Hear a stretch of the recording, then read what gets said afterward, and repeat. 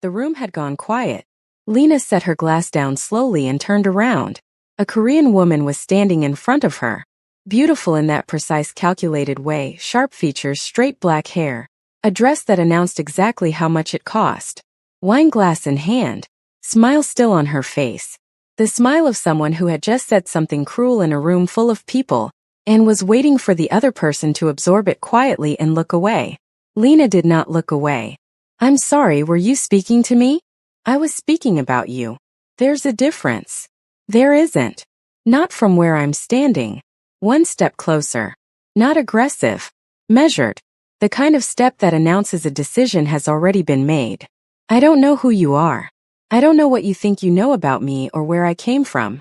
But I will tell you this once and I won't say it again. Whatever you just said, don't say anything like it again. Not here. Not anywhere near me." The smile cracked at the edges. The woman turned across the room. To a man who had been standing there the entire time.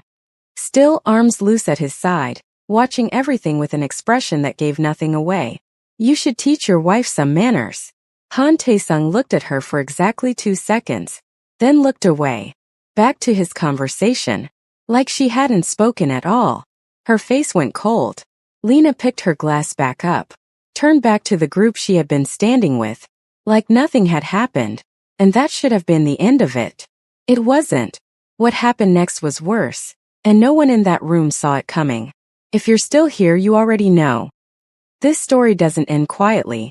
Lena Vuyo was 27 years old and she had built everything herself.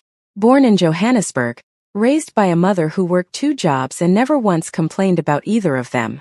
Her mother used to come home at 11 at night with her feet hurting and her back aching, and she would still ask Lena how her day was before she sat down. Lena had watched that her whole childhood and made herself a promise. She would work smart so she would never have to work that broken. She moved cities at 24 with a graphic design degree, a laptop and enough savings to last 4 months if she was careful. She stretched it to 8 by being very careful. Then the clients started coming. Small ones first, a restaurant that needed a logo, a clothing brand that needed a lookbook. Then bigger ones. 3 years later she had a studio, small but real and entirely hers. 2 junior designers who came in every morning trusting her with their livelihoods and a growing client list that she had built contact by contact, project by project, late night by late night. She had never taken a shortcut. She had never needed to. Then 3 months ago her biggest client called on a Tuesday afternoon and told her they were pulling out. No explanation beyond restructuring. No notice period. The payment she had been counting on to cover the next quarter, the payment her whole budget was built around, simply ceased to exist. She sat at her desk after the call and did the numbers 3 times hoping they would change. They didn't. Salaries were due in 2 weeks. Rent was due at the end of the month. She had never missed either, and she was not about to start looking her 2 designers in the face and telling them she couldn't pay them. She spent 3 days trying to find another solution. Called contacts. Chased invoices. Looked at every option available to her. Nothing came together fast enough. Then a friend called. There was a man, she said. He needed a stand-in wife for 3 months. Public appearances, family events, nothing more. He would pay well, very well. She would sign a contract, fulfill the terms, walk away clean. The number her friend quoted made Lena go completely still on the phone. How legitimate is this? She asked. Very. He's serious money. It's a real contract, a real arrangement. Nothing dangerous. She asked for 24 hours to think about it. She decided in 4. She met Han Tae-sung in a private room 2 days later. The room was clean and quiet and expensive in that understated way that spoke of people who didn't need to announce what they had. He was already seated when she walked in. He stood when she entered, not performatively, just as a matter of course, and she noticed that. He was not what she had expected. She had prepared herself for someone louder, someone who wore his wealth more visibly, someone who would make the whole meeting feel like an interview where he held all the cards. Instead she got a man in a dark suit and an expression that had clearly decided it wasn't going to tell her anything she hadn't earned. His eyes were steady and assessing, and they didn't look away from her face when she sat down. He asked her 3 questions. The first was about her work. The second was about how she handled pressure. The third was simple: why did she need the money? She answered all 3 without flinching and without dressing anything up. She told him about the client pulling out. She told him about the salaries and the rent. She told him she wasn't looking for charity. She was looking for a transaction that worked for both of them. Something moved briefly behind his eyes. He slid a contract across the table. She read it carefully. 5 rules: act like his wife in every public setting. Tell no one about the arrangement. Do not cross personal boundaries inside the residence they would share. Do not develop feelings. Walk away clean when the 3 months were up. She read 4 of them very carefully. She signed it. What the contract didn't explain, what there was no reason for her to know sitting in that room, was the full weight of why he needed it. His grandfather was dying. The old man had built the family's name across decades, and he had one final requirement written into his will: the full inheritance. The construction empire his father had grown from a single contract and a borrowed office into something formidable would transfer to Taesung only when he was married. Not engaged. Married. The old man was traditional in the deep immovable way of his generation, and he was running out of time. Taesung had no interest in marrying anyone. He had every interest in protecting what 3 generations of his family had built. The construction company was the face of it: glass towers, city contracts, board meetings, and handshakes. His other world had no face. It lived in coded communications and late-night operations and a network of men who were paid well enough never to ask questions. He had built that side himself quietly over years, and it worked precisely because he was not reckless with it and not loud about it. He found Lena because he needed someone who could walk into any room and hold it without being coached. Watching her across that table answering his questions without performance or apology, he decided she could. She moved in 2 days after signing. He had sent a car. When it pulled up to the house, she made herself breathe normally before she got out. Inside, she kept her expression professional and her eyes steady and her voice even while he walked her through the space. Her room. The shared areas.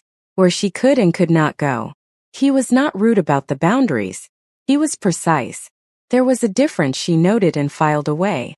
That first night she sat on a bed that was larger than her entire apartment and called her mother. Her mother asked how she was settling into the new place. Lena said fine, the room was comfortable, the area was quiet. Her mother said she sounded tired and told her to rest. Lena said she would. She hung up and sat in the quiet of that enormous room for a while before she turned the light off. The days that followed had a careful formality to them. 2 people moving around each other with deliberate precision, keeping to the terms of what had been agreed. But small things had a way of slipping through formality without asking permission. She cooked on the 4th evening because she needed something to do with her hands, and she had always cooked when she was restless. He came home while she was still in the kitchen and stopped at the doorway for a moment. He didn't say anything. He sat down when she put the food on the table and ate without commenting. Then, when he was almost done, without looking up from his plate, he said, "It was good." She looked at him. "Thank you." He nodded. That was the whole exchange. But something about it settled slightly in her chest. He worked late. She was always still up when he came home. Not waiting for him, she told herself, just working. Her laptop open, her design spread around her on the dining table. He would come in and pour himself a drink, and sometimes, without saying anything, he would sit at the other end of the table. They would both work. The silence between them had a texture that wasn't uncomfortable. It was just 2 people in the same space doing their own things, which was something she hadn't had with anyone in a long time. One evening she asked him about the construction company. She expected the corporate version, figures and projects, and the language of business presentations. Instead, he talked about the specific problem they were solving on a site in the north of the city, the particular challenge of the soil conditions, the way the team had worked around it. He talked about it like someone who actually cared about the details and not just the outcome. She listened. Then she told him about a branding project she was working on for a client, the difficulty of capturing something intangible in a visual language. He asked questions that showed he had understood what she'd said. She found herself talking longer than she had planned. Neither of them mentioned the contract. The first family dinner was a week into the arrangement. His parents, 2 aunts, his younger sister Jiyeon, who looked at Lena with open curiosity, and the uncomplicated warmth of someone who had not yet decided to have an opinion. His grandfather sat at the head of the table, frail now, the weight of age on him visibly, but his eyes sharp and present and missing absolutely nothing. Taesung introduced her to the family with his hand at the small of her back and his voice carrying a warmth she hadn't heard from him in the house. She matched his energy without effort. She was good at reading what a room needed, and this room needed her to be warm, present, and comfortable. She answered his mother's questions directly, and with genuine engagement. She made Jiyeon laugh twice. She thanked his father for having her with a sincerity that wasn't performed. She felt the grandfather watching her all evening. Not suspiciously. More like a man confirming something he had already decided. As they were leaving, the old man held Taesung's arm at the door. His voice was low enough that only his grandson could hear. "Don't lose that one." Taesung said nothing. He helped Lena with her coat and they walked to the car. "You did well tonight," he said when they were on the road. "I know," she said. He looked at her briefly. There was something in his expression she couldn't quite name, something that hadn't been there before. Then he looked back at the road and neither of them said anything else the rest of the way home. Across the city that same evening, Omire was processing news that had arrived through 3 separate people in the space of one afternoon. Taesung had a wife. She and Taesung had been together for 2 years. She had been the one to end it. Or she had told herself that story often enough that she had started to believe it. The truth, the version she didn't look at directly very often, was that she had ended it because staying had become too painful and leaving had felt like the only form of control she had left. She had told herself the coldness of him wasn't worth it, that she deserved someone who let her in. She had rebuilt her life around that story. Then she heard about the wife and every careful thing she had built around herself came apart quietly in her chest without making a sound. She didn't react immediately. She was too smart for that. She started showing up at events she knew he would attend. Always with a reason to be there. Always dressed like she hadn't thought too hard about it. Watching. Waiting to see this woman. Constructing her understanding of what she was dealing with before she did anything about it. The first time she saw Lena in person, the thing she felt was not what she had prepared for. She had expected to feel superior. Instead, she felt something that looked uncomfortably like recognition. This woman carried herself like someone who had decided a long time ago that she was not going to make herself small for any room she walked into. She wore her confidence the way she wore her clothes, like it had always belonged to her. Mireille didn't like that. So at that business gathering she positioned herself, chose her moment, walked over to the group Lena was standing with and inserted herself into the conversation pleasantly. The group was exactly the kind of audience she needed, women who had been in this world long enough to know everything about everyone and to talk about all of it. She made easy conversation for 2 full minutes. Then she turned to Lena and let her eyes move over her slowly, unhurried, head to toe, the look of someone who has already made their verdict. "I have to say, you're not quite what I pictured when I heard he had a wife." She tilted her head. "I expected someone more suited to all of this. But I suppose different men want different things." The group went still. Lena looked at her steadily. "I'm sorry, were you speaking to me?" "I was speaking about you." "There's a difference." "There isn't. Not from where I'm standing." "One step closer." "Not aggressive." The step of a woman who has made a decision and is not interested in discussing it. "I don't know who you are. I don't know what you think you know about me or where I came from. But I will tell you this once, whatever you just said, don't say anything like it again. Not here. Not anywhere near me." Mireille's smile cracked at the edges. She turned and looked across the room at Taesung, who had been watching everything without having moved a single muscle. "You should teach your wife some manners." Taesung looked at her for exactly 2 seconds. Then he looked away. Back to the conversation he had been having before she walked in. Like she hadn't said a word. Her face went cold. Lena picked up her glass and turned back to the group. Like nothing had happened. In the car on the way home neither of them spoke for a long time. The city moved past the windows in blurred lights and Lena looked at all of it without really seeing it. "You didn't have to do that," Taesung said. "I know. It could have complicated things." "It didn't." Another silence. Then, "Who is she?" "Someone I used to know." Lena nodded. She looked out the window. She didn't ask anything else and he didn't offer anything else. But something had shifted between them in that car, and both of them could feel it sitting in the space between their seats the whole way home. 3 weeks later Mireille found out about the contract. A contact who moved in the right circles had found the right thread and pulled it. She didn't get all of it. She got enough. She sat with it for 2 full days, turned it over, examined it, looked at what it meant and what she could do with it. Then she chose her moment carefully. A larger event. More important people. The kind of room where information traveled fast and didn't come back. She arrived dressed like a woman who had been thinking about this for days and had decided that every detail mattered. She moved through the room for the first hour doing nothing but being present and pleasant and seen. Then she spotted her opportunity. Lena was standing with a group of women, the wives and partners of men like Tae-sung, women who had been in this world long enough to have seen everything and to have opinions about all of it. Mireille walked over with her wine glass and her warmest smile and folded herself into the conversation so naturally that no one would have thought twice about it. 3 minutes of pleasant exchange. Easy laughter. Then she turned to the group with an expression like she was about to share something delightfully surprising.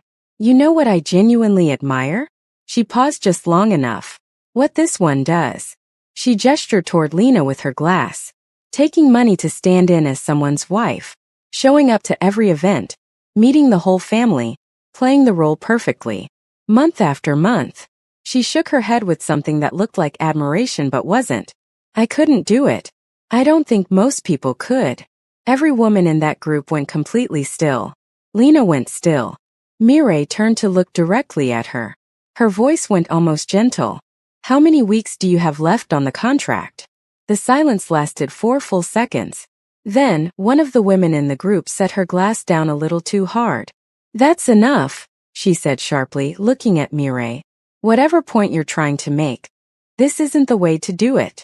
Another voice, quieter but firm. You're embarrassing yourself. The tension in the circle shifted, subtle but undeniable. You know what's interesting, Lena said. Her voice was quiet and absolutely level. You've done this twice now. In public. In front of people. The first time I gave you the benefit of the doubt. I thought maybe you didn't know better. She paused. Now I see that you do know better. You just don't care. Mireille's expression held. I want you to look around this room in about 10 minutes, Lena continued. Look at who people are talking about. And ask yourself if this went the way you planned. She looked at her steadily for one more moment. Because from where I'm standing it didn't. She set her glass down on the nearest surface. Turned and walked across the room. Head perfectly level. Back straight. Not hurrying. She found Tae-sung and put her hand on his arm and leaned close enough that only he could hear. We need to leave right now. And you need to know what just happened. In the car she told him everything. Every word Mireille had said. Every face that had turned. She told it the way she told everything, directly without performance. But her hands were pressed flat against her thighs and her jaw was tight and he could see what it was costing her to hold herself this steady. He listened without interrupting. When she finished the car was silent for a long time. I'm sorry, he said. She turned and looked at him. It was the last thing she had expected. Not the words themselves but the way he said them, like he meant them completely, like they weren't sufficient and he knew that. That should not have happened. Either time. None of it. She turned back to the window. She pressed her lips together. She was holding herself together with both hands and he could see it clearly, and he said nothing else because he understood that she didn't need words right now. She needed the space to hold herself. Lena. She didn't answer. Look at me. She turned. He held her eyes. I will handle it. The next morning he went to see Mireille without calling ahead. She opened the door and something moved across her face when she saw him. Surprise. Then something carefully composed over it. He stepped inside. He did not sit down. He did not raise his voice. He never raised his voice. He told her plainly, if she came near Lena again at any event in any space in any capacity, there would be consequences she was not in a position to manage. Mireille looked at him for a long time. He could see her processing it. Then, you have feelings for her. He said nothing. She signed a contract, Tae-sung. 3 months. When it expires she is going to walk away and collect what she's owed and go back to her life. And you are going to be standing there having burned everything for a woman who was always just passing through. We're done here, he said. He turned toward the door. She doesn't belong in your world. Mireille's voice followed him. And somewhere inside you know that. He opened the door and left without looking back. She stood in her apartment alone with her wine glass and her plans and the particular fury of a woman who understands that she is losing and cannot find a way to stop it. The last week of the 3 months came without warning. Neither of them said anything about it. They moved through the house that week like the number wasn't sitting in the air above every meal, every late night at the dining table, every moment of that familiar shared silence. She started packing slowly, not all at once, just small things, folding them back into the bag she had arrived with. One evening he came and stood in the doorway of her room and watched her for a long moment. She was facing away from him and didn't know he was there. He watched her fold a blouse carefully and place it in the bag, and something moved through him that he didn't have a word for and didn't try to name. He turned and walked away without saying anything. The inheritance was secured. The grandfather had seen what he needed to see. There was no clause left in any contract that gave her a reason to stay. On the last morning she brought her bag to the entrance hall and he was already there, standing by the door with his hands in his pockets, like he had been there for a while. She had not expected to find him there. She stood her bag upright and held out her hand. "It was good working with you." He looked at her hand, then at her face. He did not take it. "Don't go. Tae-sung. The contract is finished." "I know that. That's not what I'm talking about." She held his gaze for a second longer than she meant to. "You're asking me to stay in a world you've never fully shown me," she said quietly. "A world where problems disappear overnight, and people don't ask questions about how." He didn't answer. Her voice didn't change. "If I stay, I don't pretend not to see that. And I don't become someone who depends on it." A pause. "Whatever this is," she gestured lightly between them, "it doesn't get to cost me who I am. I know all of that. This is not a simple thing." "No," he said. "It isn't simple. I know that too." She looked at him. At this man who had said more to her in this hallway in 2 minutes than he had volunteered in 3 months.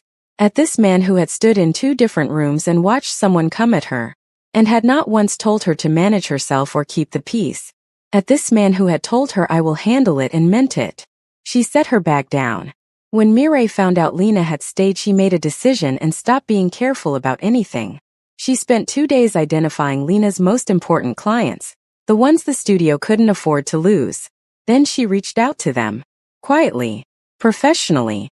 She told each one the same thing, that Lena's studio was under investigation for financial irregularities, that the contract she had been issuing might not hold up to scrutiny, that it would be wise to pause the relationship until things were clearer. She was calm about it, methodical. She chose her words carefully, and she did not leave anything traceable back to herself that an ordinary person would find. 3 clients called Lena the same day. She took the first call at her desk. She took the second call standing up. By the time the third one came, she was already sitting very still with her hand flat on the desk. Her 2 junior designers were moving around on the other side of her office door talking about a project, their voices easy and normal, not knowing that the floor had just shifted under everything. She thought about her mother. She thought about 2 jobs and feet that hurt and 11 o'clock at night. She thought about 4 months of savings stretched to 8. She thought about 3 years of contact by contact, project by project, late night by late night. She thought about what it had cost and what it meant. Then she picked up her phone and called Tae-sung. He answered immediately. She told him everything. When she finished, he said, "I've got it." For seconds after he ended the call, his other world activated completely and silently. Every communication Mireille had sent was traced. Every contact she had reached identified. Every carefully worded lie she had delivered was corrected. Quietly, thoroughly, completely. Every client received a call from someone credible who set the record straight without drama, and without leaving questions. Then he kept going. Mireille's fashion import company had been operating in spaces that had never been carefully examined. He made certain they were now examined very carefully by exactly the right people. He did it with the same precision and quiet he applied to everything that mattered to him. Her company was gone within 2 weeks. She came to find him. She was not the woman with the wine glass this time. She was not composed or calculated or dressed for an occasion. She was something rawer than all of that. "You destroyed my business. You attacked my wife," he said. The words sat between them in the room. "She is not your wife." "She will be," he said. Mireille let out a quiet breath that almost sounded like a laugh. You didn't choose her because she's easy, she said. You chose her because she won't bend. Her eyes held his. Men like you don't fall in love with women like that. You go to war with them. A small pause. Just make sure you know the difference before it costs you more than I did. Mireille stared at him. The full weight of what that meant settled over her face slowly. Not just what he had said but what was behind it, the completeness of it, the finality. She stood there with it for a long moment. Then she turned and walked out, and this time there was nothing left to reach for, and she knew it. He told Lena that evening. All of it.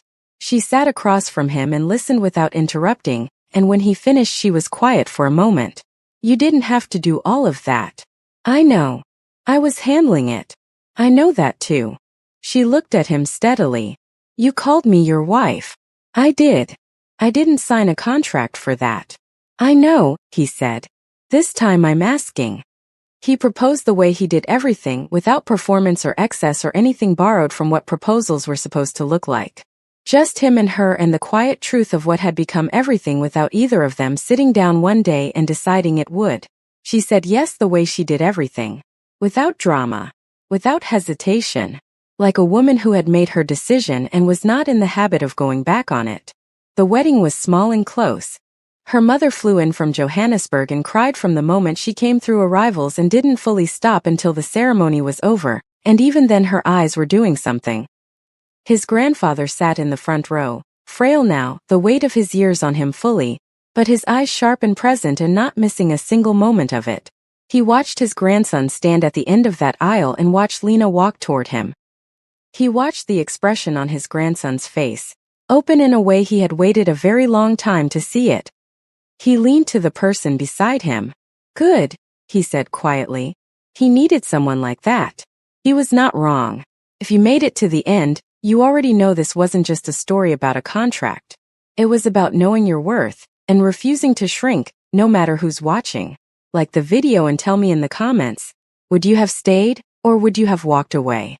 And if you want more stories like this, the kind that don't end the way you expect, subscribe and stay with me. Thank you for watching.